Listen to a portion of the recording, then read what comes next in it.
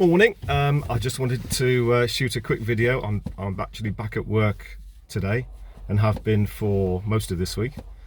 So this is the first time we've been back after the lockdown, and I suppose it sort of makes you realise how fortunate you are. You know, we've never had, during the whole sort of last 7 or 8 weeks, we've not encountered anybody with the coronavirus or fortunately been affected particularly. So we're very grateful for that, and also we sort of realised how fortunate we are with having friends and family nearby who have helped out emotionally, financially. We've had all sorts of kind gestures come out of nowhere, which really makes you feel sort of humble, especially in the sort of situation that we're in, and that because we run our own business, you know, it's things are always, you always sort of run it, or we've always sort of run it on, you know, you live within your means is what I'm trying to say. You know, you run it the best you can, but you take out of it what you can and what's available, and after you've paid your bills and paid everyone else and paid the taxman. So in this situation, we've not been able to pay all of our bills and pay the taxman and do everything we should have done because we've had no income for the best part of 8 weeks, much like many, you know, probably hundreds of thousands of people in the country are in just the same situation as us. So I'm very grateful that we've been on this sort of the better end of the scale compared to others. But I wanted to shoot this video really just to give an idea and also put a bit of a marker down for, you know, perhaps our customers and other people who just might be interested as to what it's like to restart a business. So let's go and take a look and see what the situation is. So we've got all of our vans here are parked up. Well, some of them, we've got 9 vehicles, so some are parked up outside. They're all sawn, taken off the road, so we don't need to pay the road tax at the moment. They're insured, obviously. All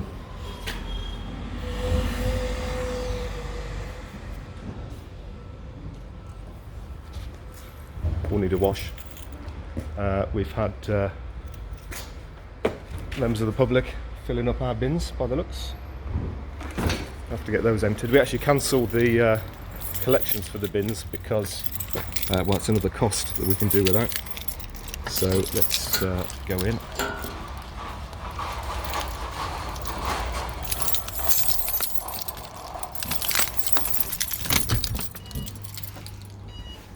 Okay, just shut the alarm off.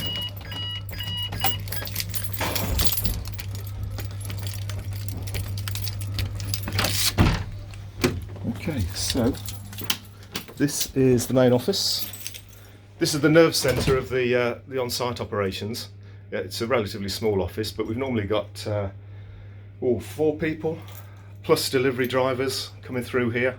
So it's quite a bustling place normally on a day-to-day basis. So one of the things we've got to think about is how we're going to run this office. Well, we can't run the office with 4 people. Clearly, we're never going to get away with 2 meters of social distancing. And the reason that's important to us is because on these charts on the walls here behind me, this is how we schedule the work. So it's all visible because each of the people who work in here need to know what's going on. What are we planning? So you overhear conversations on the telephone. You can see what routes are being planned, where the engineers are supposed to go. We've got parts. I mean, this is a collection of parts that came in on the 23rd of March when we locked down, that all need to be allocated. That's not been done. So pretty much this is as the business stopped on the 23rd of March, more or less. We've got all sorts of stuff we've taken out of the vans to keep safe, really. So this is usually in the back of the vans, which are outside. Although the office generally is, because it's quite a bustling place, it is generally quite well, it looks disorganised is what I'm trying to say. It looks a mess, but it's not. It's an organised mess. So this is the kitchen. Obviously, when I came back this week, this was one of the first places I reopened. Got the kettle on. Let's just fill that in a sec. Shove that on. So we've got some issues there. I mean, how are we going to manage? It's only a small kitchen. I mean, you can't get more than 1 person in there, but we're all touching the same taps, touching the same equipment, so I guess we'd have to shut that. We've got only 2 toilets, issues there. This is the workshop. Let's get the lights on. It'll take a little while to warm up, but we've got more vans in here because we didn't really want to leave them all outside. We've got parts on the shelves which are ready to go. Can't deliver those yet. Some of the big boxes you can see, they require two people to do the delivery. So we've got orders we can't fulfill because we can't find a feasible way of delivering them 2 people, and we can't. This is the sort of kit you need to set up. You can't just drop it off on somebody's drive and walk away. People need them built. Obviously there's issues there, so we've got to figure out how we're going to do that. Let's just go back through the office here. Take you upstairs, give you an idea what's up there. Very privileged, by the way. We don't normally let anybody look as to what's going on here, normally when we're working. No particular reason for that. Just never bother shooting a video. So this is, well, this used to be my office. We use this as a training room. And before the shutdown, we were doing some training and consultancy about how we can improve our on-site services. Now the question is how can we carry on doing our on-site services? I think we can, but we don't really know how, if I'm honest. We can work it out though.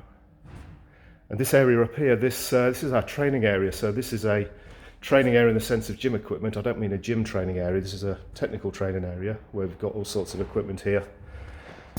And I can train our guys as to how to do what they do. And we can do that in a safe environment rather than on the customer's premises. So what we've been doing this week is creating a bit of a studio and filming some things. So I've got a little studio here which I've created. I'll stick a link online to show you the sort of thing that I've been up to this week. But I thought we'd just adapt this area here, and rather than have it for training for our own staff, I thought, well, maybe we can use it as a training facility that we could put online. So that's kind of the idea. And I think, as with a lot of businesses in the UK, or indeed anywhere affected by this, I think that there's going to be an awful lot of sort of change and innovation going on. And no doubt the businesses that do come through will be stronger than they were before, because they'll be looking at all aspects of their business and thinking of ways that they can change things and make a living. So one of the issues, I suppose, from the point of view of our customers, why can't we just restart? Well, you can see the sort of overhead that we've got in terms of the vans, stock, equipment. It's not so easy, you know. If you think in terms of, let's say this white van here. Let's get a picture of that for you. There you go. This white van here, let's say that we were to stick an engineer in that van and send it out through the doors there. Then that engineer needs to have jobs. Those jobs need to be booked in. So we need someone to look at the emails, take the calls, we need to take payment, we need to schedule it on our customer database with all the customer relevant details. So that's going to need a person in the office to do that. The van's going to need fuel. We're going to have to go out and touch the fuel pumps. The engineer's got needs, so we might need to go to service stations, go to the loo. What are we going to do about that? So straight away for one person, we've got to bring someone in the office. A business with these sort of overheads as well, it's not viable for us to pay everything that we need to pay based on one engineer going out. We need 9 engineers going out, 9 vans need to be out to get past our break-even point to make the business viable. We don't know at the moment whether there's enough customers out there willing to have us on site. Certainly the commercial gyms are still shut. So that kind of rules out 50% of our work. So the question is, what about the other 50% initially? Can we restart that? Can we make that 50% viable before the furlough scheme runs out? I think we can. I think we can do that. And then hopefully, when the rest of the work comes back on with the commercial gyms reopening, we'll be able to get back on that, to pick up where we left off. And in the meantime, if we can develop new earning streams through what you just saw up there with the maybe online training and that kind of thing, then that'll put us in a strong position. So that's where we are. So I'm going to sign off now, but I thought you just might be interested to see what we do and, as I say, a bit of an insight behind the scenes to our business.